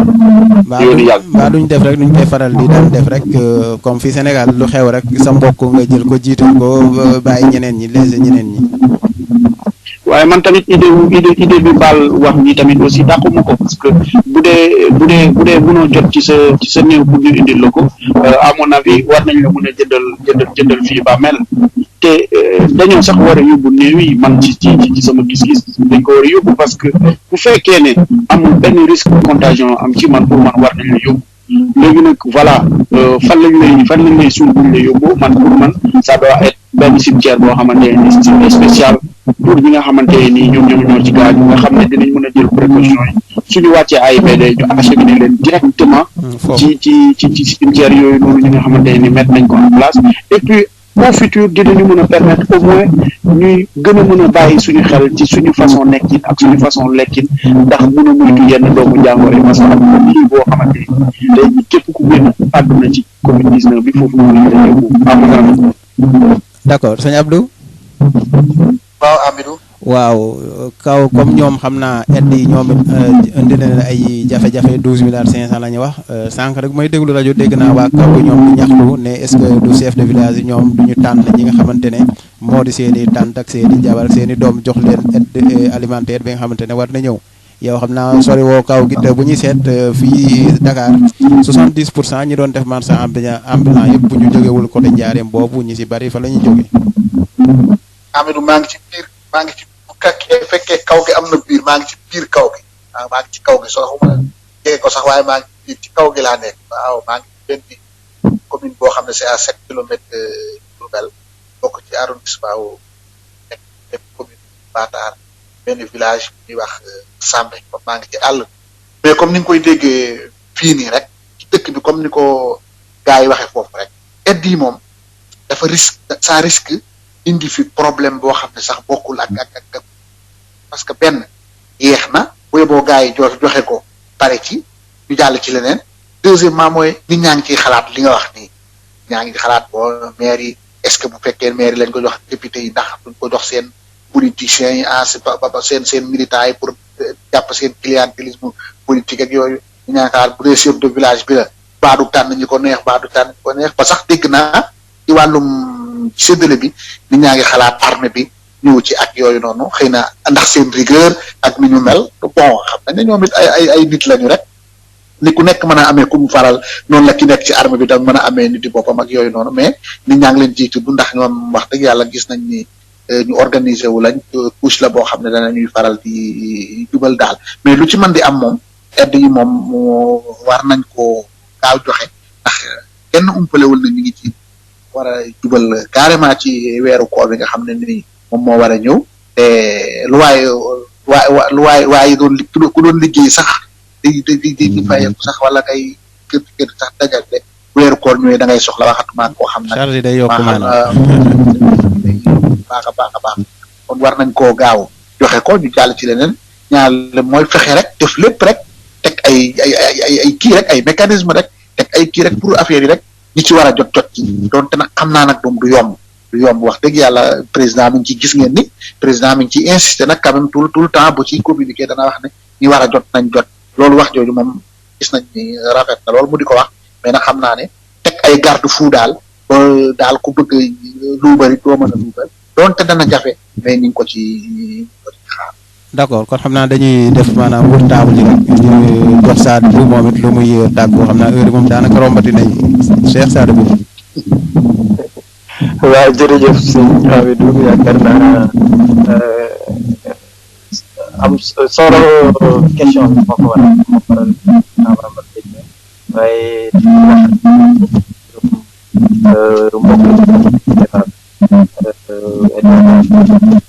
Amidou Seck ak Ali Ba donc débat bi rafet na macha allah ñaan rek lépp ci wax yàlla nañ ko yàlla defal ko topp ci nopp ñi ko war a dégg ko déggee yàlla na yàlla def ci jëfe ko yàlla na yàlla sàmm Sénégal sàmm ak ñi yàlla jële ko daal nit ñi mën a dellu ci seen activités yi ndaxte wax dëgg yàlla tiital na àdduna tiital nañ gën a mag ci àdduna bi tiital na réew yi gën a mag tey jii nii ñu xëj na xalaat sax lu ñu war a am weeru tey xalaat ñu xëj na seeni koom waaye lu ñu mujjee sàmmal seen bopp dañuy xalaat mais bu ñu xoolee di wax ñu ko waaye Europe bi mu ngi ci nërmeelu États-Unis économie bi tey nërmeelu suñu réew yi Afrique yaakaar naa waxatuñu donc kon boog ñaan rek yàlla musal ñu ci musal àdduna bi yëpp bu ko defee effet yi wala boog conséquence Covid 19 bi mën a wàññi ko tuuti économie ak ci nit ñi ci yëpp solo sax dañu am. d'accord di la jaajëf sëñ Ali. waaw man am na muy tëjee rek ci ñaari point la point bu njëkk bi mooy Edouard bi ñu ne ko sànq bëggoon ci ñëw en 10 secondes mooy ne mbirum population ak mbirum diminution jàpp ne Afrique dañ leen war a wàññi sax amuñu doole dundal seen bopp loolu ñun yàgg nañ ko jàpp nekkee point bi mooy rappelé amuñu ñëkk EVF ak yooyu européens yi lu ne lañ ko pour xeex ko mënuñu ci dara def nañ ko lu ne donc nag dafa am loo xam ne comme ni ko seetlee rek comme nekk ne mbir mi mbirum yàlla la te am na sax ñi avancé léegi ne waaw lii virus bu ay nit créé la pour wàññi xam ne bu baax a baax benn secteur bu nekk États-Unis man jot naa fi réew yaakaar naa ñu bëri jëriñ ko gis nga yàlla dafa maandu boo xam ne te yonente bi ne dafa nit ku nekk maanaam jëf yi ñu ngi ak ci nii te ku ne la ngeen la yàlla di fay bu dee ñoom dañu yéene woon it engagement ñu yàlla nga leen di woon ne dund ak dee moom moo ko yore kon mbir mi ñun jullit ñi ñoom ñun nag ñoo war a góorgóorlu en tout cas dellu ci li nga xamante ne moom la yàlla digal mooy lan jaamu ko bañ ko bokkale dara fexe itam nag ne jubal ndax nit soo bëggee yàlla yombal sa nekkee da ngay jubal waaye bu fekkente ne ñun nee na ñun ñooy communauté bi kii nangam te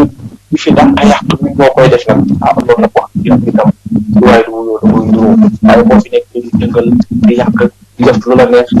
bëgg itam saa yoo ñaanee yàlla na yàlla am yoo xam ne aussi tamit mënu ko d'accord voilà kon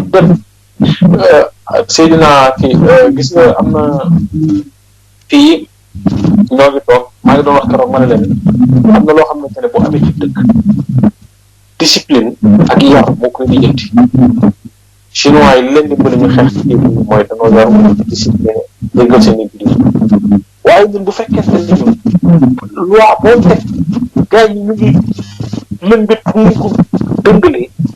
nga teg ay limitation frontière ci région yi muy jaar ci mooy ñëwal comme daal am autorisation yi mais wax dëgg yàlla mbir mi tam bu yomb il faut ñu dugal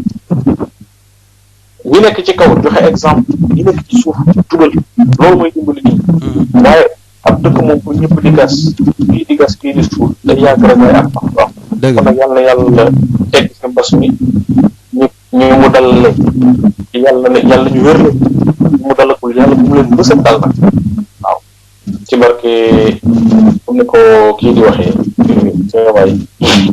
Youssouf Moussa ci barke ko ne lu mu tudd ok yaakaar naa noonu la koy waxee en tout cas daal yàlla na dafa jàmm dafa jaxante di gërëm am ak ñu ma seet Pape bi di gërëm Edouard ak Abdou Sane Cheikh di jox di daje ba beneen incha allah. Edou. waaw di leen gërëm rek di leen sant bu baax a baax ci invitation bi en tout cas c'est un plaisir ma partager plateau bi nii ak yéen donc voilà di ñaanal Sénégal jàmm rek di ñaanal vraiment ñëpp jàmm ñi nga xam ne dinañu ci àdduna tamit yàlla xaaral leen àjjana ñi nga xam ne ñoo fi nekk tamit di ci am ay jafe-jafe yu bare yàlla saafara leen ko te bu lépp mën a delluwaat tamit aussi parce que voilà tey jii nii ñu ngi dimanche jour Pâques la donc voilà ci chrétiens yi et tout donc voilà yaakaar naa ne bëri na loo xamante ni na ko ci diine yëpp ba ci jullit ñi sax parce que ren voilà ñu ngi noonu jotuñu ngalax jotuñ dara donc voilà ñuy ñaan yàlla daal loolu bañ a fii ak Korité gi daal moom vraiment di teggeeku wala fii ak Tabaski di teggeeku nga xam ne kenn ku nekk dina mën a delluwaat ci occupation. d'accord waaw di leen gërëm di leen sant d'accord sëñ Abdou Sane. mais Amadou fi may tëjee rek moom mooy vraiment kontaan ci émission bi ñaan yàlla nag samedi bi ñëw incha allah bu ñëwee ñu gis ay avancées yu bare yu am ci àdduna am ci Afrique am ci Sénégal yëpp xam ne noonu pour bi dina wàcc bu baax a baax ñaax rek nit ñi ku se parce que dëkk bi am dama jàpp ni dëkk bu ne li nga am rek moom ngay mën a xeexee Sénégal du européen du réewum tubaab du kiiwu dara réewum africain la boo xam ne ay waay gëm ñoo ko dëkkee yaakaar naa ne dañoo war a mën a jiital ñaan gi jiital fagaru gi déglu médecin yi te bàyyi fata yi ngay dégg saa jour boo xëyee ñun damay faral ñun sax booy seet Amidou ñun ñi nga xam ne feebar bi dalaguñu ñun ñoo raw ñi mu dal parce que tout le temps ci stress lañu nit ñi di dugal chaque fois yaa ngi dégg naan nee nañ ay audio di daw pour ne xamoo looy gëm ak loo gëmul il faut que jàll ci l'essentiel xam ni toog ñaan toog comme ni ko alibal jàngalee sànq jubal te déglu médecin yi li nga xam ne moom la ñuy wax ñu respecté ko déglu suñuy autorité ndigal yi ñuy jox nga xam ne ñoom ci médecin yi lañ koy jëxal lañ koy jëlee ñu jéem koo respecté te toog def benn dànk ba jóge ci lii mais tout le temps tentamar bi dafa bari da ngay dem ba doo xamante li ngay def yaakaar naa nag lii yàlla wàcc ci àdduna bi nag muy mbas moo xam ne daa ñëw lëmbe jamono ñu bëgg ko ñu tegoo ko ba pare bëgg di tegoo yeneen yoo xam ne ñun ñoo koy teg suñu bopp Amidou day met bu ko defee ñu gërëm nga xam ne ñoom la ñu bokkaloon sant lañ gërëm Ali Tall ak Edouard Dor le rappeur le Boy Pico xamuñu sax moom ba xam dana génne son am déer waaye di mu waxee daa mel ni moom du génne waaye nar naa def lu am solo loo xam ne macha allah loolu dana koy faral di def bu ko defee ñu jéggalu sunu mbokk auditeurs yi yëpp wax leen ne leen jubal rek lañ ci bëggoon ak waxtaan xam-xam fekkee ñu da cee am jéggalu ko bu a baax semaine prochaine à seen vision ñëwaat balaa Amadou tëj. d'accord jërëjëf ñu ngi leen di gërëm bu baax a baax di leen jaajëfal yéen it si maanaam invitation bi nga xamante ne d'accord ngeen ko surtout si kii di Edouard Tico Thior ñu gën ko xam maanaam si Tico Thior Tico Boss voilà mu doon benn rapport boo xamante ne bu engagé la texte boo xamante ne tamit day yëngatu si wàllum solidarité bu baax a baax di gërëm sëñ Cheikh Sadibou Diouf moom it nekk foofu si France Serigne Ali Bal nekk foofu si France moom it Abdou Sagne moom it nu mu ko waxee nekk fii nga xamante ne moo di àll bi te jamono ji ñu nemmeeku ne ñoom it ñu ngi jóg di alerter bu baax a baax di wax daal na séddale yi ñam bi daal bu ñu demee xëy ba ngay def daal nañ ko jaarale ci yoon di leen jaajëfal bu baax a baax te di leen fàttali rek ngeen utiliser bu baax a baax li nga xamante ne moo di gel septique yi nga xamante ne moom lañ leen di digal orgel bu baax na saabu baax na di raxasu ba set sàmmoon teex li nga xamante ne moom la ñu nguur gi waa rawatina waa ministère de la santé di digle raxas loxo yi ba mu set bale kër gi ba mu set wicc nettoyé ko ba mu set yaakaar naa microbe bi moom bu ñëwee fekk kër gi set wicc jàpp nañu sax dina ko seexloo di leen gërëm bu baax a baax ci déglu bi mu doon seen émission intérêt général fii seen rajo Seen Vision Média jaa ngeen jëf. bu leen ko wanteer ëpp naa tayle na jëf yi di méngoog li ñuy di askan wi. intérêt général di ab émission bu leen amal fii ci seen rajo Seen Vision Média samedi bu nekk fas yéene ci waxtaanee lépp loo xamante ni jëm na ci wàllum information xew-xew yi nga xamante ni xew na ci àdduna bi jëm ci wàllum politique géopolitique économie culture société santé ak yeneen ñu fas yéene ci ànd ak suñuy bépp correspondant bu nekk ci diaspora bi wala sax fii ci Sénégal ki leen koy présenté di Amidou Pouy di am fii ci seen rajo Seen Vision Média ci www.senvisionmedia.com